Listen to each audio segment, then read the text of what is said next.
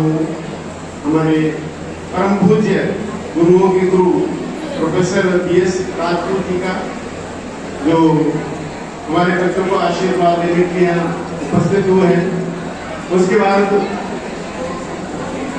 परम आदरणीय श्री वीरेंद्र सिंह जी का, जो हमारे MLA हैं, वो पॉलिटिकल गुरु हैं।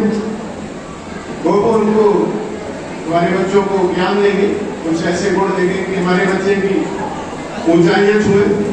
उसके बाद में अभिनंदन करता हूँ हमारे परमाधानी आनंद साहू जी का। ये हमारे बोर्ड ऑफ डायरेक्टर्स भी हैं और लीडर भी हैं BJP के, और सोशल वर्कर भी हैं। वो हमें बैकएंड से बहुत सपोर्ट करते रहते हैं इस संस्था के लिए। मैं उनका भी अभिनंदन करता हूँ।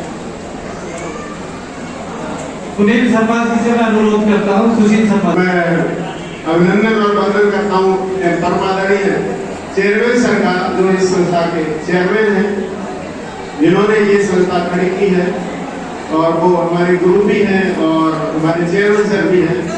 और मैं अभिनंदन करता हूँ अपने मातृशक्ति में मिथिलेश मैम, जागेश मैम, इन सभी का, और आदरणीय हमारी डिप्टी डायरेक्टर मैडम और समस्त टीचर में रजिस्ट्रार साहब और सभी यहाँ जो भी उपस्थित हैं, मैं सभी का वंदन करता हूँ। और प्यारे बच्चों, आज ये आपका पहला दिन है। आपने देखा यहाँ पर हमारे जो सांसद साहब थे और एक आदरणीय विधायक जी थे। आप सभी लोग यहाँ उपस्थित हुए, दो विधायक हमारे उपस्थित हुए। उन्होंने सभी ने आशीर्वाद दे के गए हैं वो लोग आप इनको। और जो भी लोग यहाँ कहते हैं, ये अपने क्षेत्र के वो महारथी हैं जिन्होंने एक मुकाम हासिल किया है, तो इनकी एक एक बात का कुछ मीनिंग होता है। अभी माननीय सांसद जी ने कहा था कि 3 चीजों का डिक्रिटिलाइजेशन नहीं करना चाहिए। तो ये बात हमेशा कहने में याद करने लायक है, रखने लायक है। वो कौन है? एक तो ईश्वर गॉड, जिसको भी आप मानते हो उनका, एक आपके जो माँ बाप है, पेरेंट्स हैं, उनका, और तीसरा टीचर है। लेकिन मेरा तो मानना है कि हिंदुइज्म में 3 भगवान माने जाते हैं, ब्रह्मा, विष्णु, महेश। तो जो आपके माँ बाप हैं, वो तीनों में से 2 है। ब्रह्मा जो सृजन करता है, आपके माँ बाप आपसे सृजन करते हैं, उन्होंने आपको पैदा किया है। ब्रह्मा जी ने पैदा किया है, ऐसा हमारा विश्वास है। लेकिन माँ बाप ने पैदा किया है, ये आपके साथ शाश्वत हकीकत है। ये विष्णु भी है, ये आपका पालन भी करते हैं, ये भी शाश्वत है। हमारे भगवान शंकर वो श्रृंगार करते हैं, ऐसा हमारा विश्वास है। वो आपके माँ बाप नहीं करते, आपका श्रृंगार नहीं करते। लेकिन जो दोनों भगवान हैं, विष्णु और ब्रह्मा, उनका काम आपके माँ बाप करते हैं। तो ऐसे साक्षात भगवान आपके साथ ही रहते हैं। तो पहली शिक्षा हमारे चेयरमैन साहब की यही रहती है कि सबसे पहले आप मॉर्निंग में उठ के सबसे पहले अपनी धरती माँ जिसके आप पैदा हुए उसके नमन करेंगे, और अपने माँ बाप को नमन करेंगे, उनके पैर छूएंगे, उनको प्रणाम करेंगे। उसके बाद कोई भी कार्य शुरू करेंगे तो निश्चित रूप से आपको माँ बाप का आशीर्वाद मिलेगा, और जितने भी आपके कलेश है वो सब खत्म हो जाएंगे। कोई भी समस्या आपके जीवन में आने वाली नहीं है। तीसरे जो गुरु हैं वो टीचर्स हैं, उनकी बात को मानिए, उन्हें विश्वास करिए और मेहनत करिए, क्योंकि जो आपने संकल्प लिया है उसका कोई विकल्प नहीं होना चाहिए। क्योंकि हम जानते हैं साइंटिफिक थ्योरी से भी आप कर सकते हैं, आपने कोई एनर्जी है, अगर उसको कोई दूसरा चैनल दे दिया रिलीज होने के लिए तो उसका इम्पैक्ट नहीं जाएगा। तो संकल्प आपने लिया है पढ़ाई का, उसका कोई विकल्प नहीं होना चाहिए, तो 100% आपको सफलता मिलेगी। और यहाँ पर जैसा हमने बताया, बहुत बड़े बड़े लोग हैं, बहुत ही पॉलिटिकल भी हैं गुरु, और यहाँ पर गुरुओं के गुरु हैं। तो उनसे आप लोग आशीर्वाद लेंगे, वो आपको बहुत बहुत बढ़िया अच्छी बातें बताएंगे, और आप लोग उनको केवल सुनेंगे नहीं, उनका पालन करेंगे, तो निश्चित रूप से आपका जीवन सफल होगा। इसी के साथ सबको मेरा बहुत बहुत धन्यवाद। जो सब लोग आए गार्जियंस को भी बहुत बहुत धन्यवाद। Thank you very much. के साथ साथ फिल्म सिटी और अनेकों ऐसी मल्टीनेशनल कंपनी आपने उद्योग लगाई है जहां आपको जीवन में आगे बढ़ने के लिए बहुत मौके मिलेंगे। आप सौभाग्यशाली हैं कि आप इस इंस्टीट्यूट में पढ़ रहे हैं। आपको बहुत मौके मिलेंगे अपने जीवन को संवारने के लिए।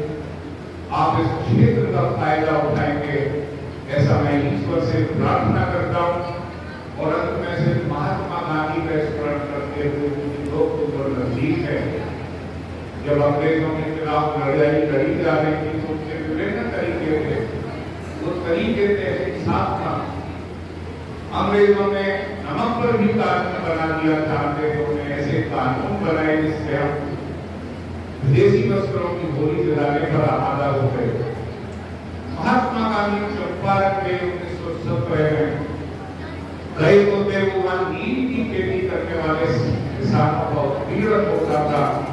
अंग्रेज लोग उनसे बलात्कार कराकर उनके नील से जो भी फायदा होता था उसका एक बड़ा हिस्सा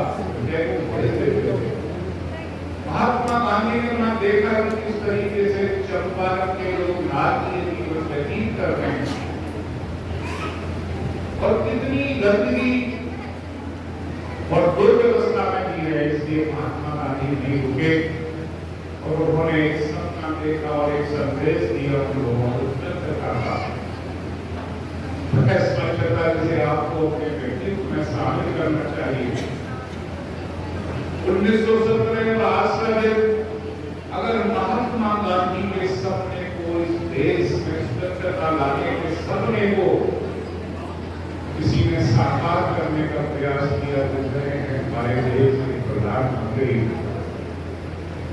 आज सही मायने में चंपारण में देखे गए उस सपने को साकार करने के लिए हमारे देश के प्रधानमंत्री निरंतर हर व्यक्ति को स्वच्छता का संदेश दे रहे हैं। वह इसलिए ताकि आप बीमारी से मुक्त रहें, वह इसलिए कि जहां आपका घर है अगर वो स्वच्छ रहेगा तो इससे आपके व्यक्तित्व का भी आभास होगा सामने वाले को। आप किस तरीके के माहौल में रहना चाहते हैं यह भी लोग जानेंगे। तो आप मेरे बच्चों, आप भी मेरे साथ महात्मा गांधी के उस सपने को पूरा करने के लिए और देश के प्रधानमंत्री के उस प्रयास को दिशा देने के लिए स्वच्छता की शपथ लेंगे, ऐसा मेरा मानना है। मेरा सभी से निवेदन है, सब खड़े हो जाएंगे। महात्मा गांधी ने जिस भारत का सपना देखा था उसमें सिर्फ राजनीतिक आजादी ही नहीं थी बल्कि एक स्वच्छ एवं विकसित देश की कल्पना भी थी। महात्मा गांधी ने गुलामी की जंजीरों को तोड़कर मां भारती को आजाद कराया। अब हमारा कर्तव्य है कि गंदगी को दूर करके भारत माता की सेवा करें। मैं शपथ लेता हूं कि मैं स्वयं स्वच्छता के प्रति सजग रहूंगा। हर वर्ष 100 घंटे, हर सप्ताह 2 घंटे श्रमदान और स्वच्छता के संकल्प को चरितार्थ करूंगा। मैं गंदगी करूंगा और मैं किसी को करने दूंगा। सबसे पहले मैं स्वयं से, मेरे परिवार से, मेरे मोहल्ले से, मेरे गांव से एवं मेरे कार्यस्थल से शुरुआत करूंगा। मैं यह मानता हूं कि दुनिया के जो भी देश स्वच्छ दिखते हैं उसका कारण यह है कि वहां के नागरिक गंदगी नहीं करते और न होने देते। इस विचार के साथ मैं गांव-गांव और गली-गली स्वच्छ भारत मिशन का प्रचार करूंगा। मैं आज जो शपथ ले रहा हूं वह अन्य 100 व्यक्तियों से भी करवाऊंगा।